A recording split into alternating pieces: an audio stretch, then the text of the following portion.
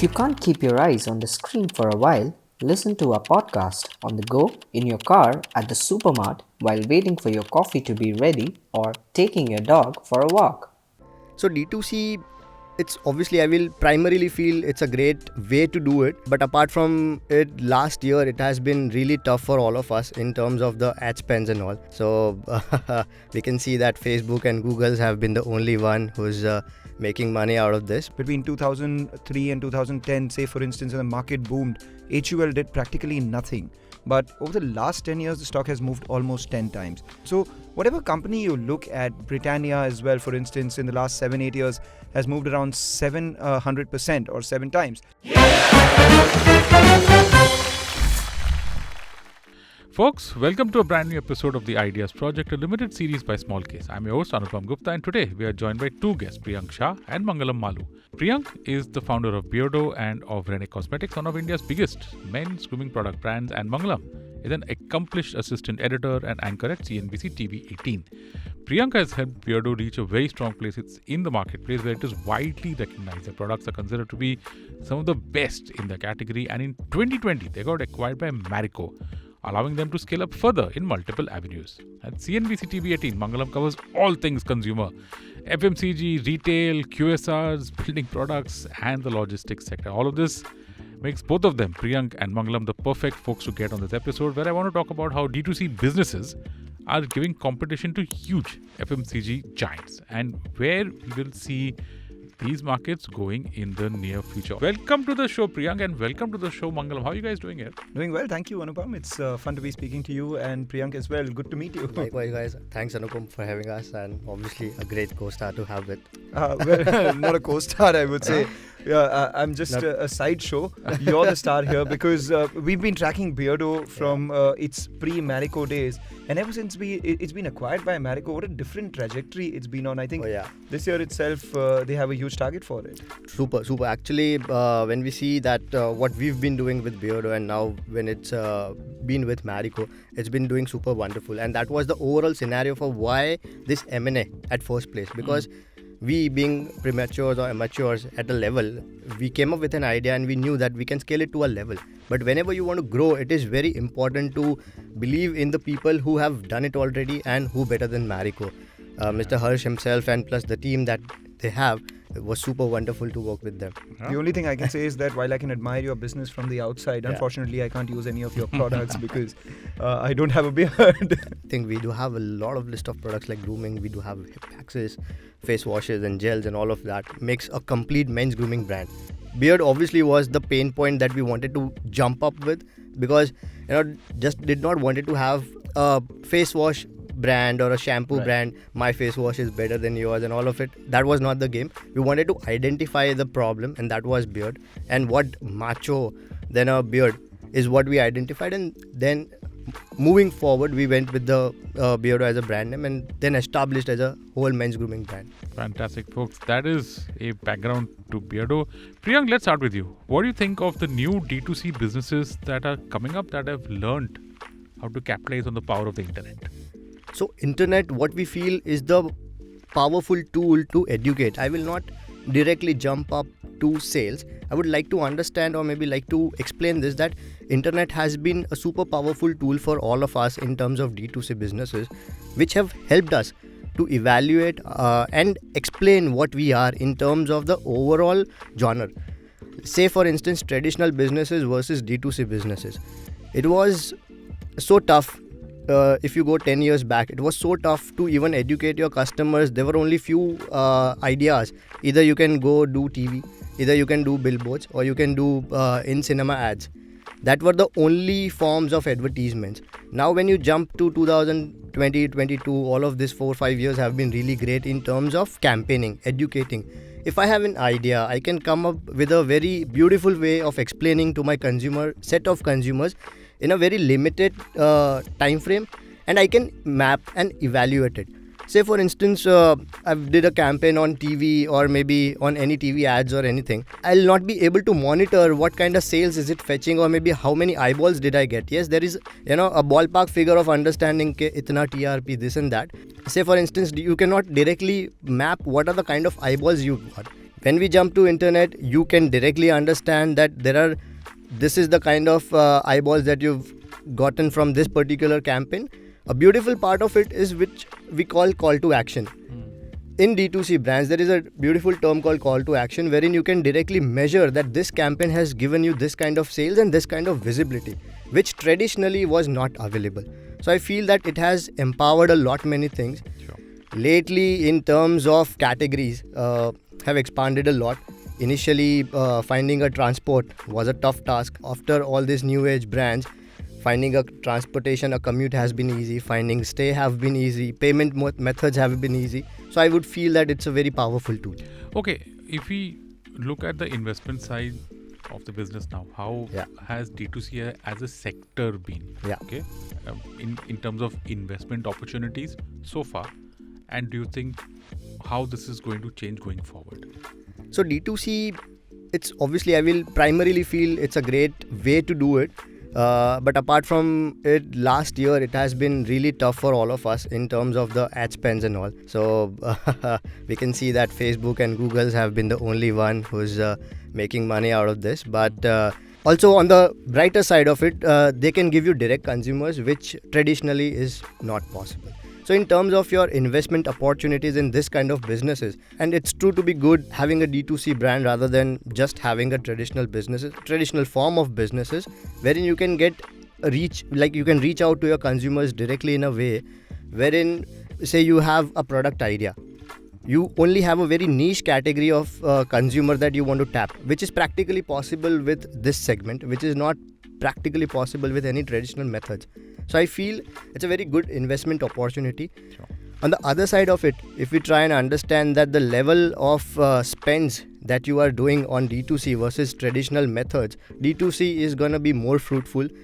You might end up spending a little more on the first time, but you're going to get repeats out of it, and which you can track, which I feel is best thing to have, rather than being on the dark side of it wherein you don't know who's buying or who's watching your ad. So I feel it's a good way to do it. Sure. Mangalam, FMCG stocks big. So if you look at it, the FMCG brands that are listed, how have they been traditionally for investors? They've been very, very good over the long term. I mean, investment into the FMCG space, and I say this not as a champion for the sector, but just as an outside analyst, it depends on the period that you're looking to invest in the company for. There might be long periods of underperformance, as in between 2003 and 2010, say for instance, when the market boomed, HUL did practically nothing. But over the last 10 years, the stock has moved almost 10 times. Looking at some data, Asian Paints itself over the last 10 years moved almost 10 times, and this after having moved 10 times in the previous decade. So it's not a 20-time move, it's a 10 into 10, 100-time move. Pidilite, a big wealth creator out there as well. So whatever company you look at, Britannia as well, for instance, in the last 7-8 years has moved around 700% or 7 times. And this is, notwithstanding the sort of weakness that we've seen over the last couple of years. So depending on the investment horizon that you have, from a long-term standpoint, you're usually better off in the FMCG space than any other space, risk-reward adjusted. And that's primarily because of a couple of things. The first thing is that the Indian demographic is such that India is the only country in the world where, you don't need to generate demand. Demand's already there. Just get the right product at the right place to the right, audience and promote it well. The 4 P's of marketing that they say. And chances are that you will be successful. Secondly, FMCG companies, if the brands are well known, then from a business standpoint, you don't need to invest in capacity building. You can license that out. So your investment in the business remains low, but because of your brand visibility, your returns are high. So that's high ROCE, high ROEs if you must. And the third thing is that if you're not spending much on capex, your brands are doing well, your returns are high, you will start generating dividends. So you will keep a lot of dividends for all the investors. And finally, what is the big bane of all the listed companies? It is, promoter integrity, management quality. And in the FMCG sector in particular, I would say, it's the cleanest shirt in the laundry. If you just look at the kind of pedigree of managements that you have, both multinational as well as domestic, both professional as well as family-owned companies. So you have all the right boxes that the FMCG sector ticks. The only thing you need, patience and entering at the right time. Right. Going forward, impact of inflation on FMCG. Going forward, well, it is extremely uncertain right now. But if backward is something to look at, the last 4 or 5 quarters have been, a cyclical rise that we've seen in all the input prices. I mean, I was just looking at some data. Over 100% rise is what we've seen in some of the key inputs for, making soaps as well as some of the food snacks. You need palm oil, PFAD, derivatives, etc. They've risen by almost 60-65%. And for your inputs to rise by that amount, it's painful. We've seen over 250 to 300 basis points in terms of margin correction for all the companies that have reported their numbers so far. And these are big companies that I'm talking about. It's the HULs of the world. You have Nestle and Britannia that reported its numbers just a couple of days ago. So these are companies which can, somehow mitigate the inflation impact by either passing the prices on to consumers or taking the hit on the EBITDA margin as well. But it's not a good sign to see input costs increasing so much. Yeah. Priyank, talking about the pandemic, how has that changed?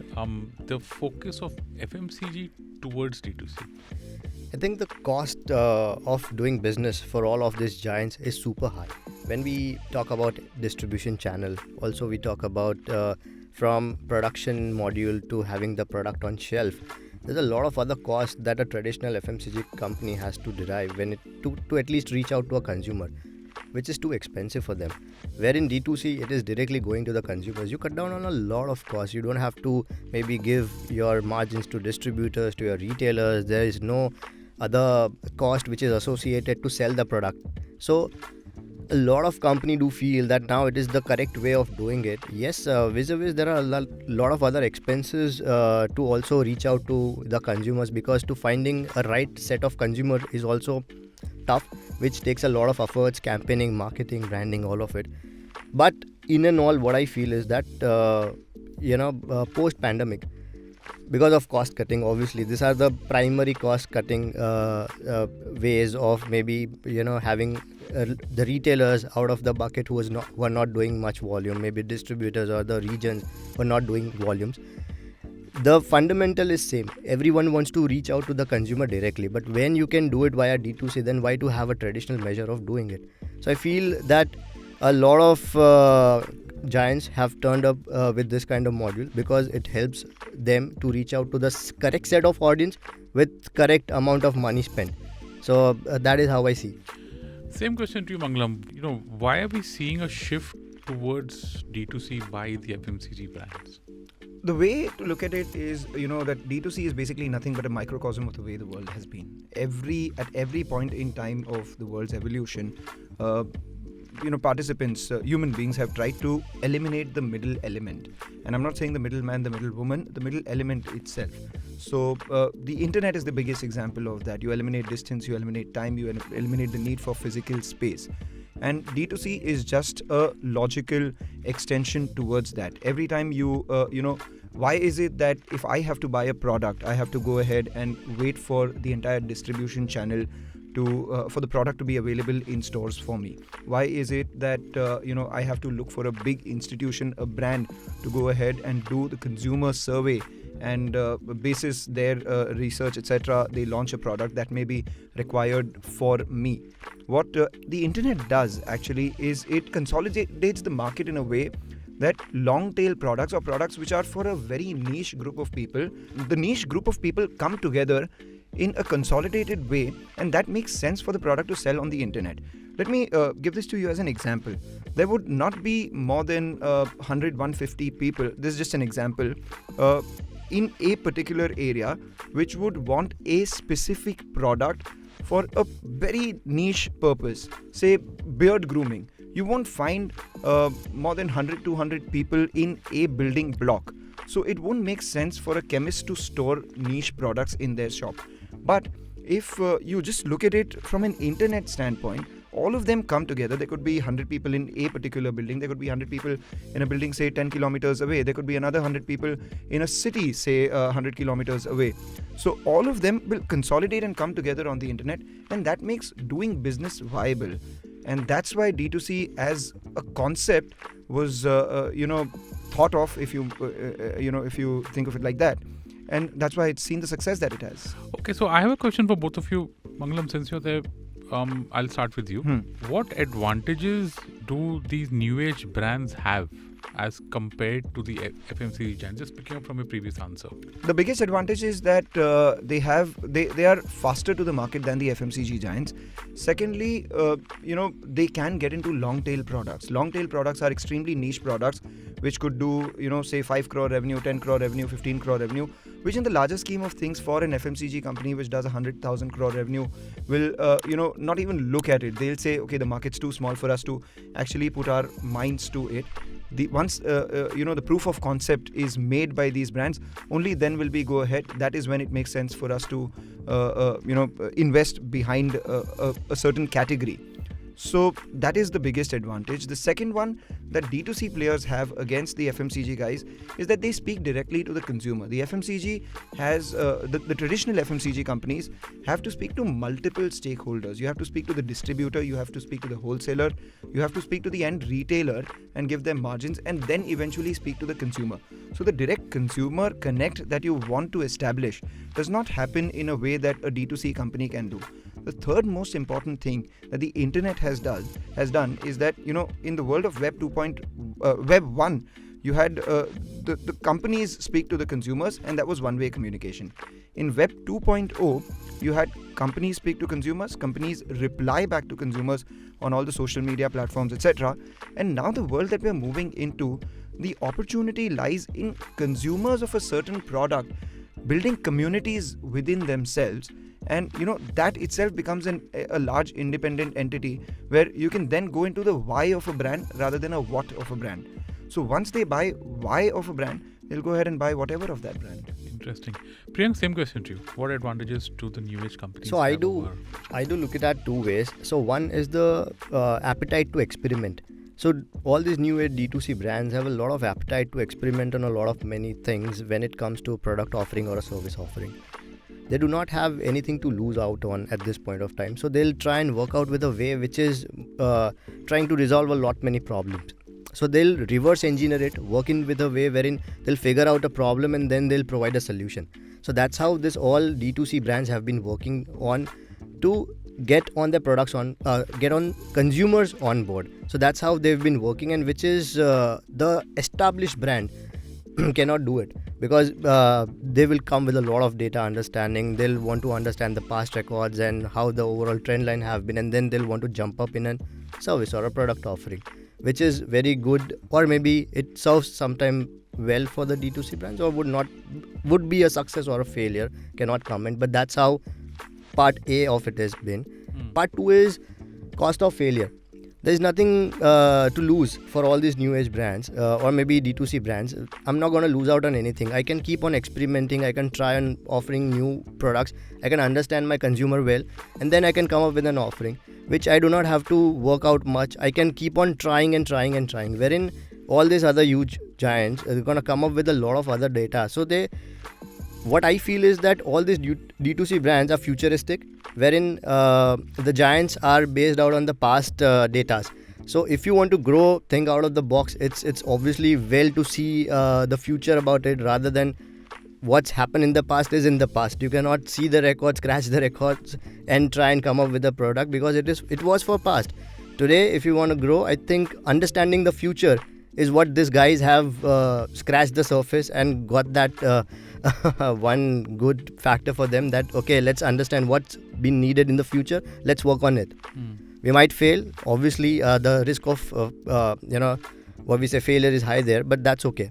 There's nothing to lose though. Just to add to what Priyank is saying, D2C brands actually have or rather they don't have the worry of a legacy brand which is standing, so they can absolutely go ahead and experiment. And whereas the other thing is that in terms of positioning, they're starting off with a clean slate.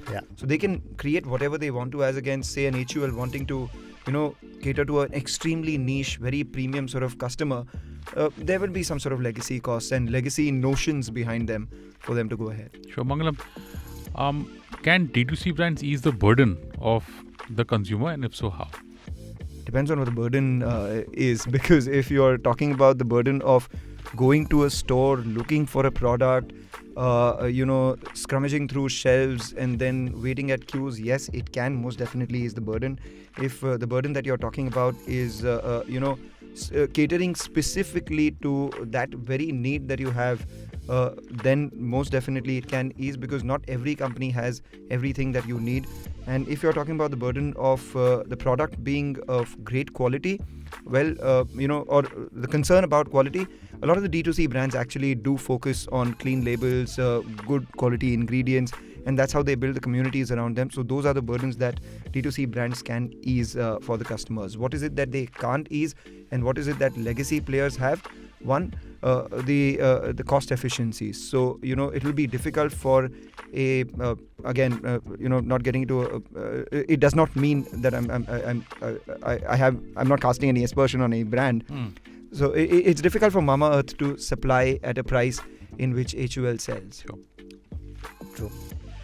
Priyank, they say that the Indian consumer is the most spoiled consumer in a way. They want everything fast, everything cheap, because they want a discount on top of that as well. Do you believe this is, in your experience, do you think this is true? And how have new age D2C companies taken advantage of this knowledge? I do contradict this statement in terms of spoiled. Yes, Indian consumers are very well aware of what to buy, when to buy, what to spend. So that is absolutely at par. I'll give it up to Indian consumers on that front. Yes, but I think all these pizzas guys delivering product in 30 minutes, or maybe all these other delivery giants who've been trying to deliver products in 10 minutes, that have obviously spoiled the mindset of the consumers that everything that you want is right now. So it's a good thing to have, maybe a sad thing to have, because certain things obviously take time to, like if you want to cook food, obviously it's going to take some time to cook food. But yeah, it's a good thing to have. Competitiveness has to be there in the market to make sure that things are live and kicking. So that is what I feel that I'll feel that it is an advantage to a lot of many things, because that's how the overall D2C thing would work. People would want to come up with new offerings every time. People would want to come up with new ways of doing certain things, which was traditionally not the way. Lot of niche products we've seen in terms of laundry servicing, or maybe ride kind of apps and all of it, which is really boon to the industry, is what I feel. Okay. What is the power of a well thought out D2C business in today's world where everything is so connected? Again, getting to the spot where we talk about internet, it is beautiful to have a lot of things on hand at this point of time. Lately, if I go back and understand payments as an issue, a lot of things wherein you have to stand in a long queue to get your payment deposited or get credited, whatsoever it was. Maybe again certain points of transportation and all of it.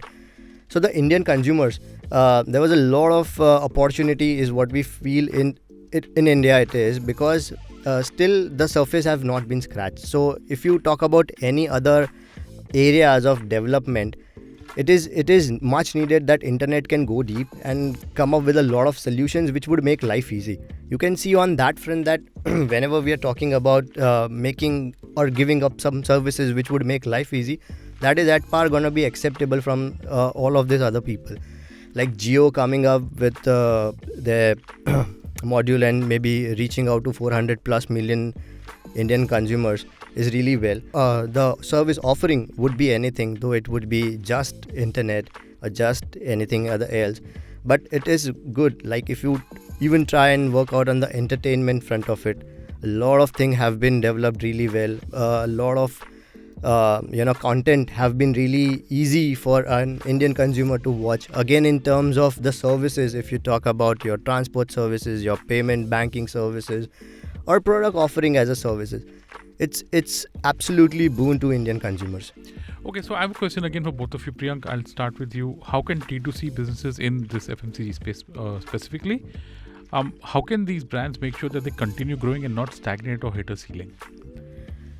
Now, again, getting back to the numbers, if you see that, yes, we do have a lot of people who have device on their hand, but they have not started using services. Again, if you see that Indian consumers who are buying products on internet is somewhere around 7.5%. If you compare with US markets, it's somewhere around 48 to 52%. So that's a lot. We still have a huge way to cross. So there's a lot of opportunity for this kind of products offering in the market, and I think it has just started. We've not even reached at a level wherein we can talk about hitting the ceiling kind of thing. But I absolutely foresee that this is gonna be next big thing. If you can directly speak to your consumers, what better than that? You can sell to your consumers, speak to consumers, you can understand them really well, which was not, we were not able to get that before, like all of this 10 years back. Now it's all easy. So I think people are working well towards it, and companies can grow really well if they look on the brighter side of it, or maybe trying to understand the education side of it and technology side of it. Then there's a huge scope. Okay, your thoughts, Mangalam? Same question. Well, there are three ways in which a D2C company can grow. The first one, of course, is that it moves away from the online and goes into the offline model as well. And for all these three ways, there are merits. Being an online first brand, you've established proof of concept. People know that there is a need for this product. So from being an early adopter, long tail sort of product, you now go into the mass market, and that is the one way you can grow. The second one is that now you know that this is the niche of the product, and it's been exploited completely. But what you've also learned is that this is how you seed a product into the market, and this is how you grow a product. So then you start repeating the same, and then you create a sort of house of brands. I mean, for example, again, Mama Earth recently bought Be Blunt as well, because they would have their experience of creating a good brand in Mama Earth. So they'll replicate that model by having another brand. So that's the second way. The third way to do so is that when your brand itself, the ethos of the brand itself has been communicated well enough to the consumer, and that has been accepted by the consumer, then you can get into newer categories. I mean, Priyank started by saying that he wanted to get into the macho category, beard category of men's grooming. And once you tap the beard, people now know that it's men's grooming. It's not limited only to the beard. Then you have other products that you add to your mix as well. So three ways. Once you change the channel from online, you go into offline as well. Secondly, you change the number of brands that you've added, replicate the same model.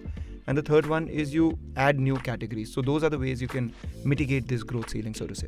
Okay, Priyank, let's look at this in a way that what are the differences, right, between traditional FMCG companies going D2C and D2C first companies going offline, right? What are the advantages that the traditional FMCG businesses can enjoy by doing this, and what advantages would D2C first companies have in this regard? So, understanding the first fact that if a traditional company is going ahead and doing the D2C market, it's obviously gonna be a great offering for them as whole, because so far you've already tapped your market. You're available into maybe 100,000 of outlets. You're already you enjoy a great goodwill wherein you are offering a lot of products and services. Now we will go back and understand and try to have talk with your consumer. It's obviously gonna be great for you guys, wherein it's gonna give you a whole lot of idea and a lot of development programs in terms of understanding how your consumer feel about the product. Till now, you were not able to get in touch with your consumers about maybe a small feedback or whatsoever it is. But with D2C, you can get that. With D2C, you can also understand all the kind of geographical locations that people are trying to buy your product from, the right kind of age group, maybe what is the correct kind of cart value and all of it. So it's gonna be a lot of value-added services for a traditional FMCG company going and adopting D2C as a go-to-market strategy. Wherein again, for D2C to traditional offline markets, it's gonna take a lot of efforts for them. First, because they have seen the easy side of it, of developing their consumer base. This is gonna be the hard side of it. on day-to-day basis, you have your marketplace orders and you have your website orders and all of it. But now when you get into that traditional business, primarily your goods go to distributor, then your goods go to retailer, and you're gonna wait when a end consumer is gonna come and buy. Wherein here your charts are taking up high every day, and there at the end of the month, if you just take and sit on your balance sheet, you'll see that the goods are lying on the shelf, but it's not directly reached out to the consumers well. Other thing which I feel it's gonna be a pain point for D2C brands to go offline or maybe do a traditional way of businesses. They do give a lot of discounting, a lot of other offers running around, because that's how you attract your consumer when we speak of D2C, which is practically not possible when we go in that traditional sort of market. Right now, if I'm selling my product on 25-30% off on Amazon, I cannot do the same offline, because if I do it, there is not correct measure to monitor until unless you write it on pack that this 100 rupee product is now been given at 75, which is practically going to devalue your brand. So you're not going to do that. You'll have to rely on your retailer, assuming that he's going to pass away the discounts. So which is again going to be a pain point to balance their product offering at the same cost online and offline, which have been, I think, fight between the actual retailer market and the e-com industry. Because e-commerce, it is very easy to pass on the discounts. There are no such systems, like not complex systems, wherein commercial systems are very complex when we speak of traditional FMCG businesses. So it is going to be little tough for them. So my advice to D2C companies who's getting into offline channels would be making sure that do not only rely on discounts. That's not how you build your consumer base. Make sure that brand is super solid. Until unless you do not work on the branding aspect of it, just selling the product is not gonna take you anywhere. Say for instance, any other brands are doing great volumes these days, but that is not the end of it. Right now, yes, you're trying to understand and maybe tap the consumer, but once you stop giving that offering or discounts, your sales gonna go half. So try and build a strong brand rather than just pushing on discounts is what I'll feel. Mangalam, what's the word on the street? What are the market's opinions on FMCG versus D2C, and any instances that you see of this coming up in earnings calls? It has happened. In fact, as we speak, I was preparing for that. I was looking at the kind of acquisitions that traditional FMCG companies have made of D2C brands. And what really stands out is that this new business versus old business sort of story. In this, what happens is that you've seen Grow go ahead and acquire Indiabulls Housing Finance. You've seen PharmEasy go ahead and acquire Thyrocare. That's the non-consumer space. But in the consumer space, it's usually been Goliaths who've gone ahead and acquired David. So I would bet on the larger FMCG companies to go ahead and use the might of the cash and the distribution reach that they have to acquire D2C brands who are struggling with scale. Because the market that India is right now, with the kind of growth that we're seeing in e-commerce, etc., we're still a largely mom and pop led market. 90% of the sales still happen through traditional channels. So to that extent, D2C is a lot more visible and spoken of than the sales have to show for it. Just looking at the way D2C has been, from a large FMCG standpoint, Marico acquired Just Herbs, it's acquired Beardo, you've had Imami acquire The Man Company, they've acquired True Native, ITC has gone ahead and acquired a couple of baby care companies, Gavin Care itself has gone ahead and acquired a handful of companies, HUL, the biggest of them all, has acquired VWash too. So the larger companies will eventually look at acquiring brands which are struggling. The only question is the kind of valuation that they pay for it. Talking about earnings calls itself, Marico has said that they expect about 100 crore in terms of revenues from Beardo this year, and over the next couple of years they would have a portfolio of 450 to 500 crore worth revenues coming in from just digital first brands. So the truth is not FMCG versus D2C. The truth lies somewhere in the middle. It's FMCG and D2C put together.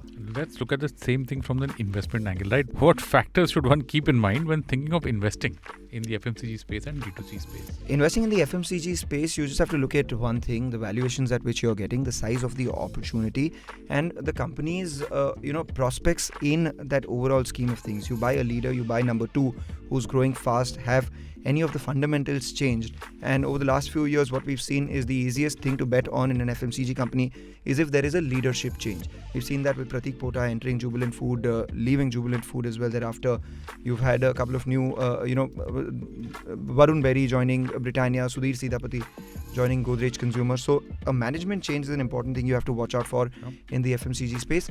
And in D2C itself, we've seen a lot of these new age companies list on our bourses. I would suggest just look at two things. One is the consumer acquisition cost, which is known as the CAC, and the second is the consumer lifetime value, which is the revenue that the consumer brings to the company over a period of his or her lifetime association with the company. So long as your consumer lifetime value is above the consumer acquisition cost, or the cost that you pay to acquire that consumer, you're likely to be in the green. But the minute you're paying more to the consumer than the consumer is paying to you over their association with the company, then you're obviously always going to be disadvantaged. There's the word out in the market that whenever you want to try and invest in D2C market, always invest in founder rather than investing into any other idea and all, which will make more sense, because he's not going to let the company die. Obviously things can go north or south, but yeah, investing in founder is one more thing. Yeah. So valuable piece of advice, folks. That is a wrap on this episode of the Ideas Project. Priyank, thank you so much for joining us. Mangalam, thank you so much for joining us. Thank you. And folks, hope you enjoyed this fascinating talk with Priyank Shah and Mangalam Maloo as much as I did. If you liked this episode, do consider subscribing to the podcast and leaving us a review on Apple Podcasts and Google Podcasts. This podcast is powered by Smallcase. We will come back with more insightful conversations to help you achieve a well-rounded investment portfolio. Until then, bye-bye. See you on the next brand new episode of the Ideas Project.